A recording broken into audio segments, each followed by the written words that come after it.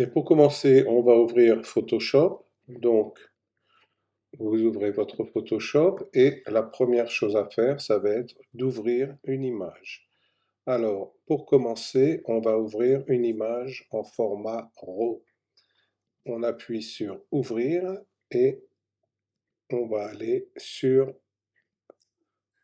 la leçon numéro 1.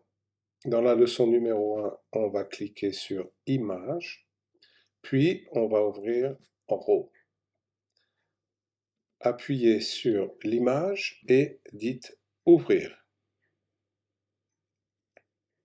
Alors vous voyez que automatiquement, quand on ouvre une image en RAW, Photoshop ouvre PhotoRAW qui permet de développer l'image un peu de la même manière que l'on fait avec Lightroom.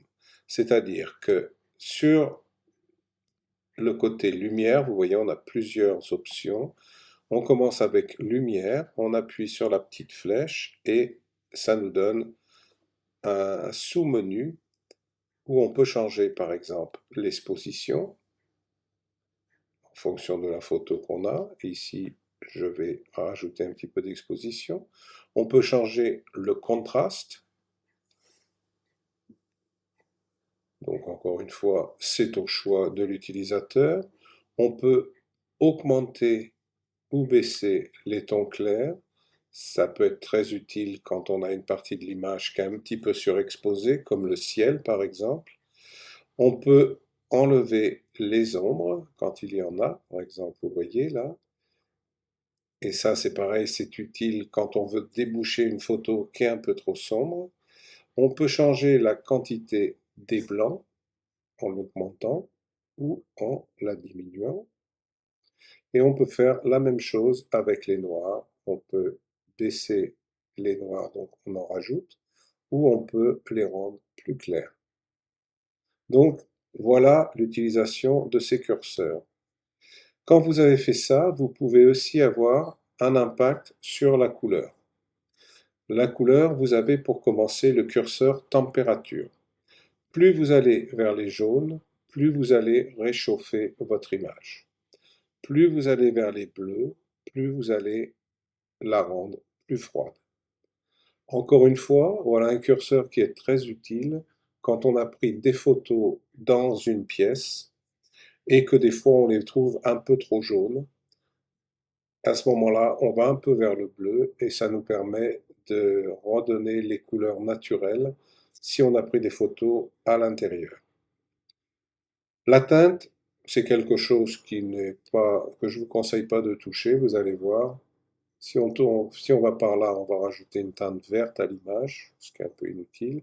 Si on va de l'autre côté, on va rajouter des couleurs plutôt magenta. Encore une fois, si ça vous intéresse de jouer un petit peu avec, vous pouvez, mais il faut vraiment pas les bouger beaucoup.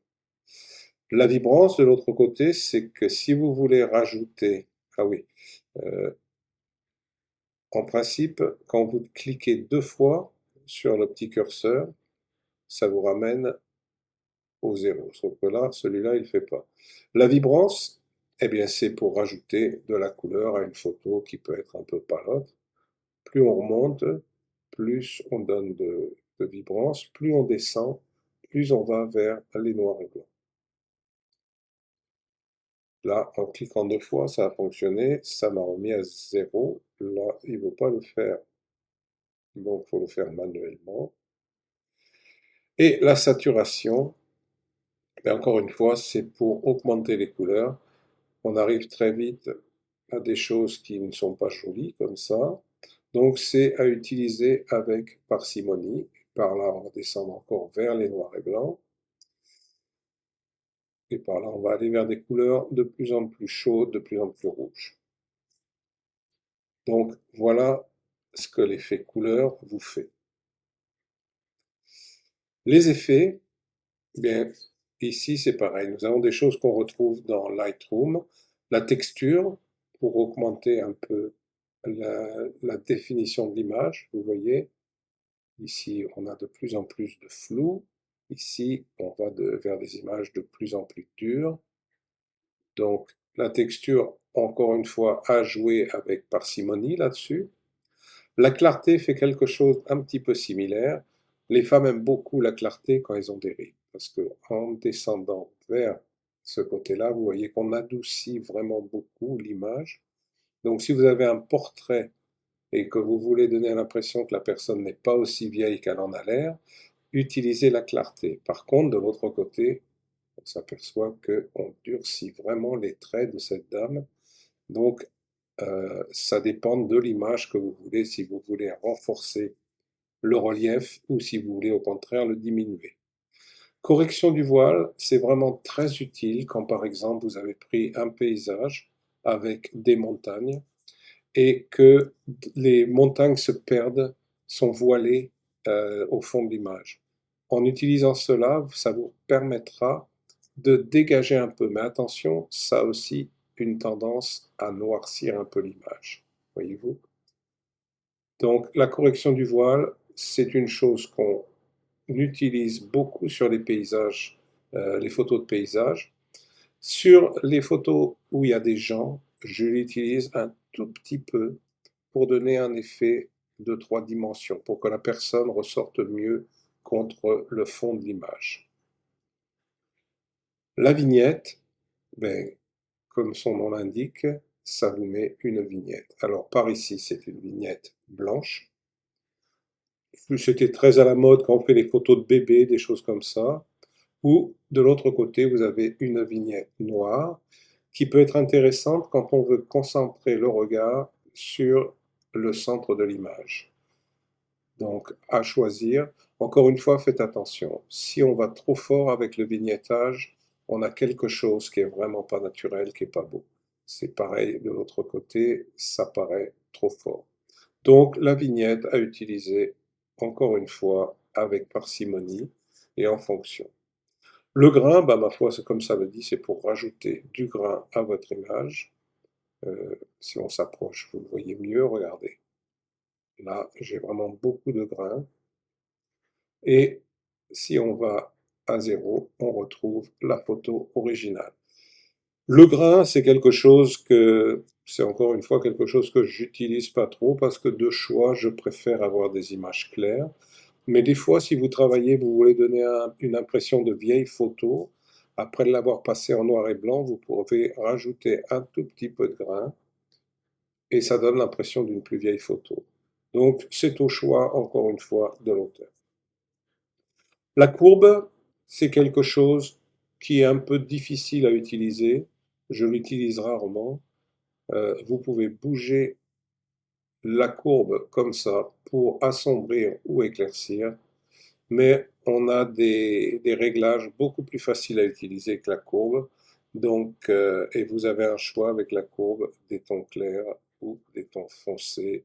Et donc, vous avez quelques notions pour changer la luminosité de la courbe. Personnellement, je ne l'utilise pas, mais si vous aimez ça, vous pouvez vous en servir. Par contre, ce que j'utilise, c'est le mélangeur de couleurs. Alors celui-ci, très utile parce que vous avez une définition de toutes sortes de nuanciers de couleurs. Par exemple, si j'augmente, et il faut se mettre là en saturation, vous voyez, vous pouvez en cliquant dessus, vous changer teinte, saturation, luminance. Teinte, je n'y touche pas. Par contre, saturation, ça peut être très utile. Si je veux augmenter les rouges ici, il suffit que je me déplace par là. Si je veux augmenter les oranges, vous voyez là l'orange qui change. Alors évidemment, si vous n'avez pas la couleur qui est là, vous n'allez rien changer. Là, il n'y a pas de rouge, donc forcément, rien ne bougeait.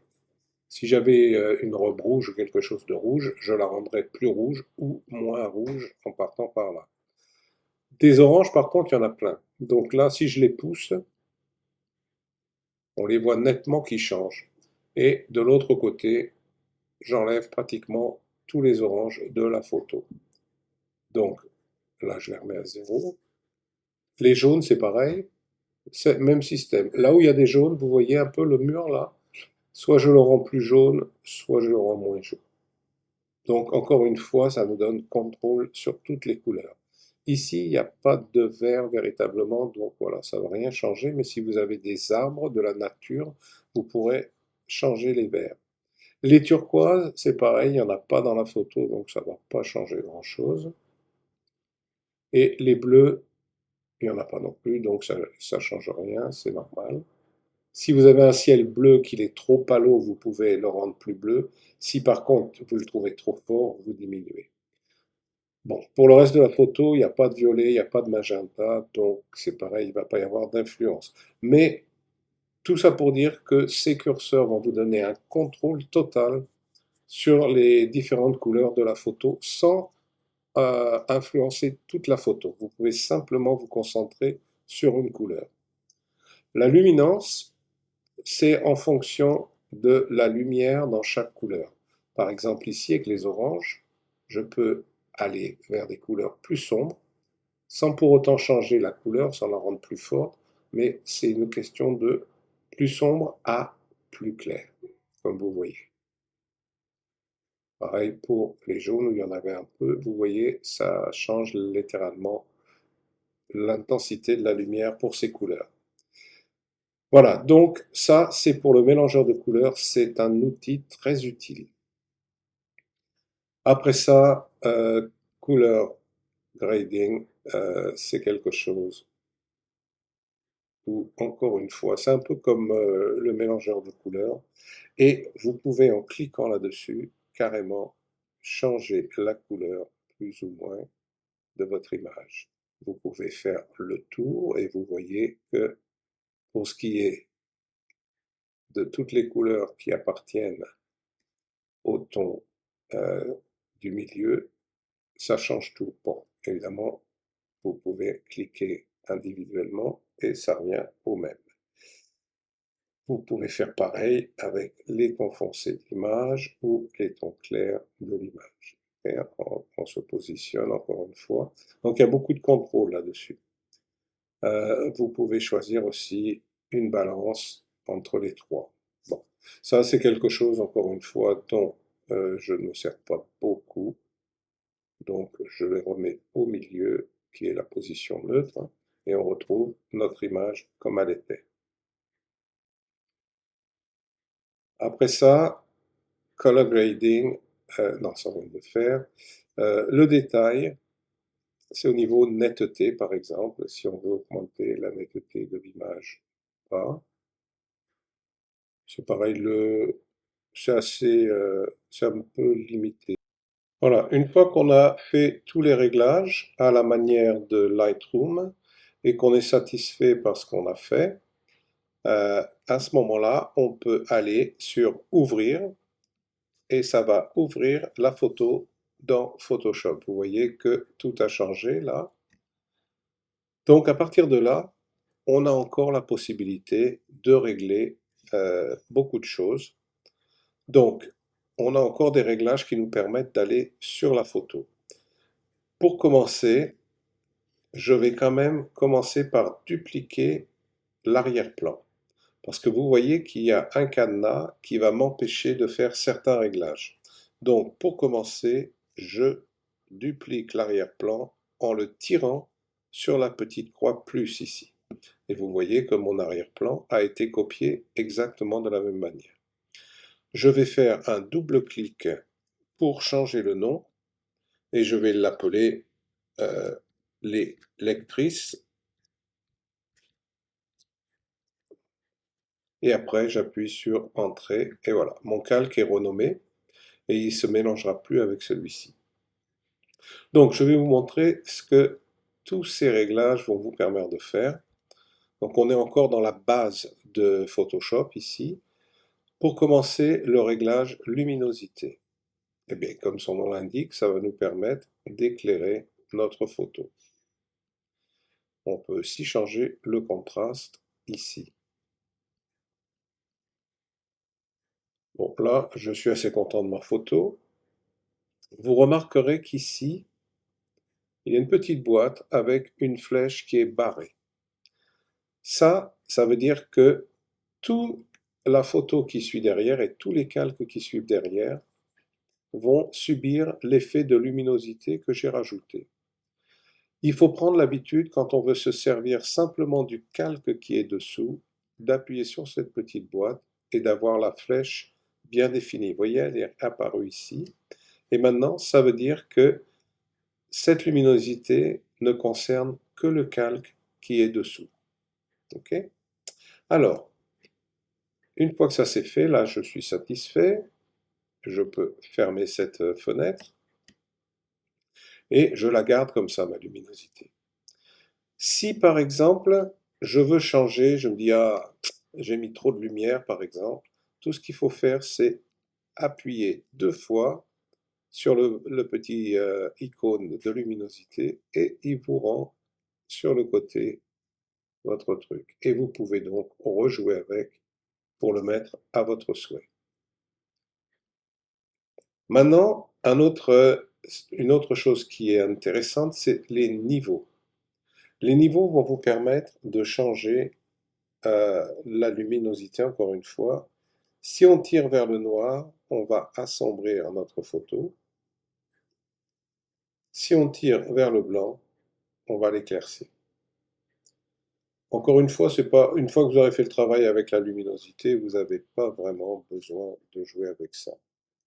Donc, j'en ai pas besoin, je vais l'éliminer. Pour cela, je vais tirer le calque et je vais le mettre dans la poubelle. Et voilà, il est parti. Une autre chose que certains photographes aiment se servir, c'est les courbes. Personnellement, moi, j'aime pas m'en servir, mais je vais vous faire voir ce que ça fait. Vous avez une courbe où vous pouvez bouger le long comme ça, les extrêmes de la courbe. Plus on va vers le haut, plus on va vers les blancs. Plus on descend, plus on va vers les noirs. Et là, de la même manière, plus on se déplace, plus on rajoute de la lumière, plus on va vers le côté là, plus on devient vraiment très clair. Mais ce qu'on peut faire aussi, c'est aller sur la courbe même et en la tirant d'un côté ou de l'autre, on peut jouer vers le blanc et vers le noir. Personnellement, moi j'aime pas me servir de la courbe, mais certains photographes aiment ça. Donc, je mets ça maintenant à la poubelle pour qu'on puisse passer à un autre outil. L'outil d'exposition, ben, c'est un outil qui est pas même pratique puisqu'il vous permet d'augmenter ou de diminuer l'exposition de votre photo.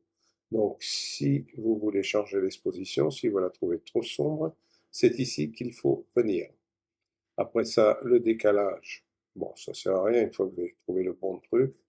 Et la correction gamma, alors là, c'est pareil, je ne vous conseille pas de l'utiliser, ça ne sert pas à grand-chose. L'exposition, c'est principalement la seule chose dont vous aurez besoin ici. Voilà, donc, elle me plaît bien comme ça, je la garde. L'autre chose que vous pouvez aussi faire, c'est changer la vibrance de votre photo, c'est-à-dire augmenter les couleurs dans votre photo. Plus vous vous déplacez, plus les couleurs changent. Plus vous allez par là, plus vous avez du noir et blanc. Ça vous laisse quand même une couleur palote. Si vous voulez vraiment du noir et blanc, il faut complètement désaturer.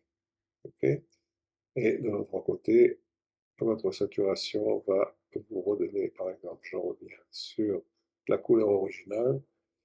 La saturation, si on l'augmente, vous donne vraiment des choses bizarres. Elle est pratiquement utile surtout pour désaturer, pour avoir un noir et blanc. Et voilà. Donc, voilà à quoi ça sert. Là, les changements que j'ai faits, je les ai annulés, donc je n'ai pas besoin de ça, je le mets à la poubelle. Après, vous avez la teinte saturation. Alors ça va jouer sur les couleurs. Alors vous voyez, là, en changeant la teinte, je passe dans les rouges. Par là, je passe dans des jaunes, des magentas. Ça va vraiment me transformer la couleur de ma photo. Pour vous dire la vérité, il n'y a pas un intérêt énorme. On peut s'y jouer sur la saturation, encore une fois avec cette case. Personnellement, je m'en sers pas. Luminosité, encore une fois, pareil. On retrouve des choses qu'on avait dans l'exposition, donc c'est pas la peine de l'utiliser. Quelque chose qui est utile, balance des couleurs.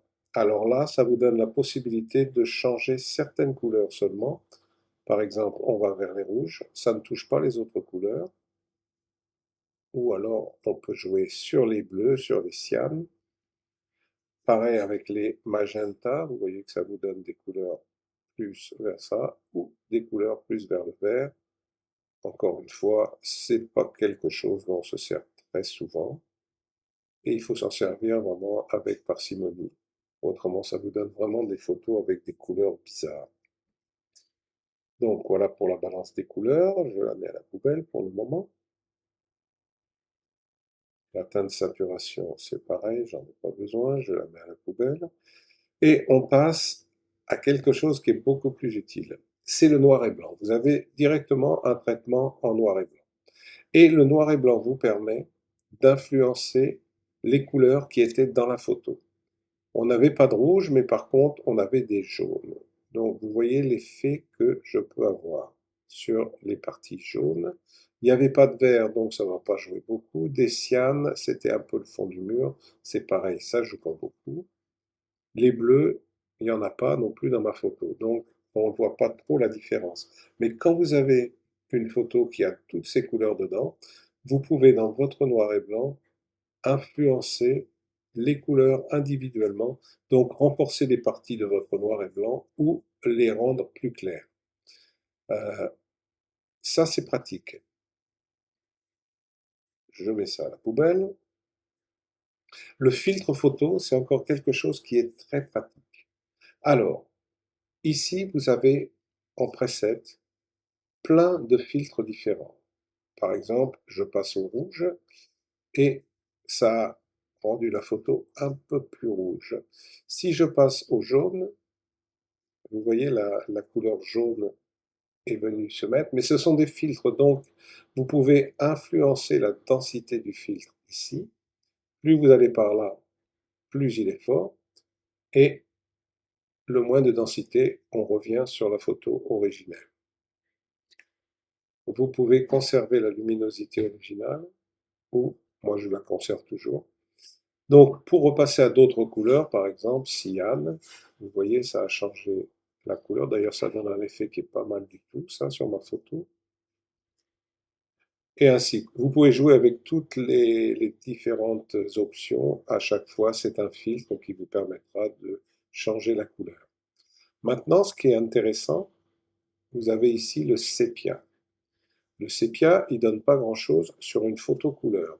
Mais par contre, si on a un noir et blanc, vous allez pouvoir, je passe mon filtre au-dessus pour qu'il soit effectif, vous allez pouvoir avec ça vraiment rendre une couleur sépia et aller vers une photo qui est vieillie.